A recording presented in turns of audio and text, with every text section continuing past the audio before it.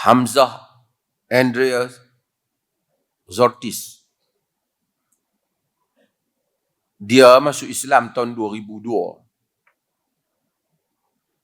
Kemudian dia bisa, ini satu kelebihan mereka ni. Masuk Islam, study Islam. Pandai lah. Dia baru dapat PhD. PhD dia kaji tentang, dia duk cerita kat saya malam tadi, dia mari rumah saya. Jadi pagi tadi saya minta ruang untuk dia berucap di dalam majlis Mak Hijrah. Tapi dia kata dia buat kajian. Kajian itu cerita tentang mukjizat Quran. Scientific miracle. Mukjizat sains dalam Quran atau pasal dia philosopher. Dia kaji, dia ahli falsafah. Ini kelebihan orang yang kaji filosofi. Saya tahu, saya jumpa kawan-kawan, orang yang filosofi ni, saya taklah macam sebahagian yang kata tak guna mengaji falsafah. Falsafah sebenarnya bagus di dalam memberikan exercise cara berfikir dan memahami konsep. Sebagian ustaz-ustaz dia tak kaji langsung, dia tak baca falsafah barat pun, tak baca apa pun, tak baca buku apa pun, tak baca buku tu dia baca. Sempit cara fikir dia, tidak luas cara analisis dia dalam melihat isu-isu. Dia sebut satu benda, dia kata banyak orang, ustaz, orang-orang agama, mereka bukan saintis bila mereka bercakap tentang Quran dan sains. Kata tak apa kena. Teori Big Bang umpamanya, mereka anggap macam satu benda yang confirm, sedangkan dalam sains taklah sampai macam tu. Contoh, banyaklah dia cakap. Hal-hal yang Quran ini, sebagai orang kata Quran cakap satu benda yang tak dapat dipahami melainkan 1400 tahun dulu. Mungkin kita sebut juga. Tapi dia kata tak mungkin lah macam tu. Saya agree. Quran diturunkan untuk sepanjang zaman. Tak adalah diturun pada satu zaman orang tak faham. 1400 tahun kemudian baru orang faham. Mana boleh macam tu? Diturunkan untuk manusia bagi sepanjang zaman. Sepanjang zaman orang faham. Tapi dia faham di peringkat lapisan dia lah.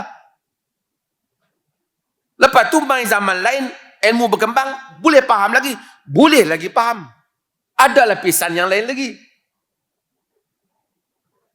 Khalaqal insana min alaq. Diciptakan insan daripada alaq. Alaq tu boleh clot, darah. Memang itu yang orang faham. Lepas tu, alaq tu boleh juga dipaham macam lintah. Bila ada orang boleh, ada macam-macam mikroskop boleh tengok, oh nampak macam lintah. Boleh juga faham macam dengan swinggam yang digigit. Alaq tu setiap zaman ilmu maju, perkataan alaq tu boleh dikembangkan lagi. Setiap zaman ia ada makna. Inna Allah la yastahi an yadriba masalan ma ba'udatan wa ma fawqaha. Allah Ta'ala tak malu untuk membuat perbandingan apa yang seperti dengan nyamuk ataupun apa yang atas daripadanya. Atas daripadanya boleh dipaham sebagai lebih besar daripada nyamuk, lebih kompleks daripada nyamuk, lebih daripada keadaan nyamuk. Betul dari segi bahasa. Sekarang ni orang cuba pakai nama fauqaha, atasnya, atas belakang nyamuk tu sendiri. Ada rupanya binatang yang lebih kecil daripada nyamuk. Faham zaman dulu pun betul juga.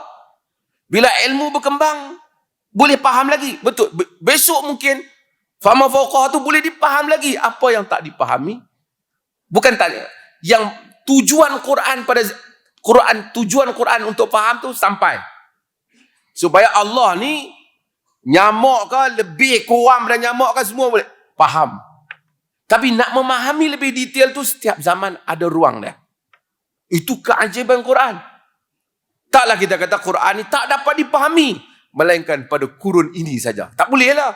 Salah lah faham macam tu. Mesti Quran bukan ditujukan pada orang kurun ni. Ditujukan bagi setiap kurun. Ini.